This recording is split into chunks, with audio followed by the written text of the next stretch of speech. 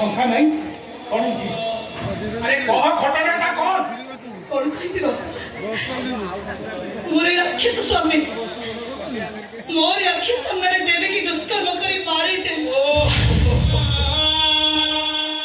ମୁଁ ପ୍ରତିବାଦ କରିବାରୁ ମୋ ସ୍ୱାମୀ ମତେ ବିଧବା ସଜେଇଦେଲେ। ବୈକୁଣ୍ଠପୁରକୁ ପଠେଇବା ପ୍ରତିବାଦରେ ମତେ ରାକ୍ଷସ ପୁରୀକି ପଠେଇଦେଲ।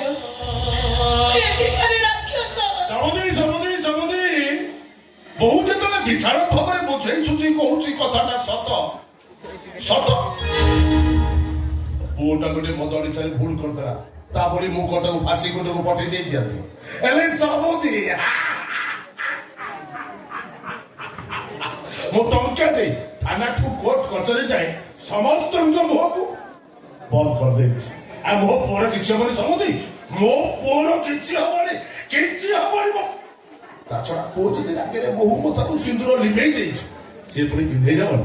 ଏ ସମୁଦି ଏମିତି ଆଶ୍ଚର୍ଯ୍ୟ ଚାହିଁଛ ଆସିଲା ଦି ସମୁଦି ଘର ଦଉ ଯିବା ବସିବା କଥା ହବା ଚା ପିଇବା ଆସ ସମୁଦି ଘର ଦଉ ଯିବା ଚାନ୍ତି ପିତା ଆସ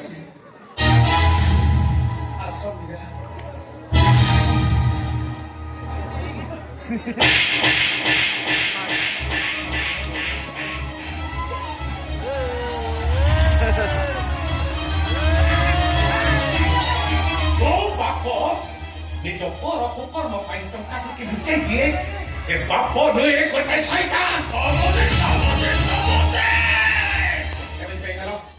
ଆଉ ଦରକାର ହଉଛି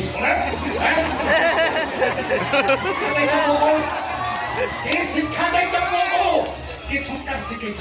ପବିତ୍ର ପିତା ଭଗବତର ଭୟ ଦେଇ ହାତରେ ମଦ ବୋତଲ ଧରିଛ। ଆରେ ନାରୀ ମାନଙ୍କୁ ସମ୍ମାନ ଦବ ପ୍ରତିବଦଳରେ ନାରୀ ଦେହକୁ ଉପଭୋଗ କରିଛି। ତମ ପୁଅକୁ ସତ ତମ ବାପ ପଡ଼ିଆକୁ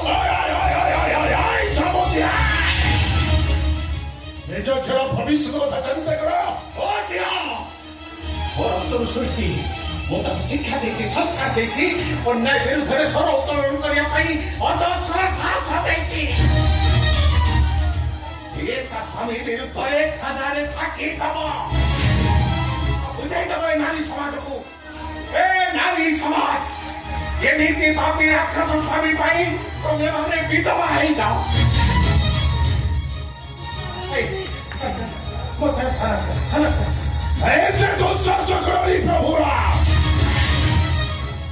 ଟଙ୍କା ଦେଇ ଆଇନ କିଣିବାକୁ ମତେ ବେଶୀ ସମୟ ଲାଗିବନି। କେତେ ଟଙ୍କା ରଖିଛ?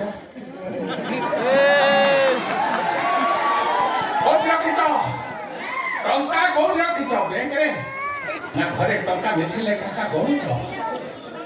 ଟଙ୍କା ଦେଖିଲୁନି? ଏ ପ୍ରଭୁ ରାମର ବାପ ଇଏ ପ୍ରଭୁ ରାମ ପାଇଁ ଯେତିକି ସମ୍ପତ୍ତି ଛାଡ଼ି ଦେଇ ଯାଇଛନ୍ତି ତା ଭିତରୁ ଯଦି ଗୋଟେ ଏକର ବିକିବି ନା ତମ ଭଳିଆ 10ଟା କେଶ ପଣ୍ଡାକୁ କିଣିବି। ମୁଁ ଦେଖିବି କେତେ ଟଙ୍କା ଦେଇ ତମେ ଆୟୁକୁ କିଣିବ।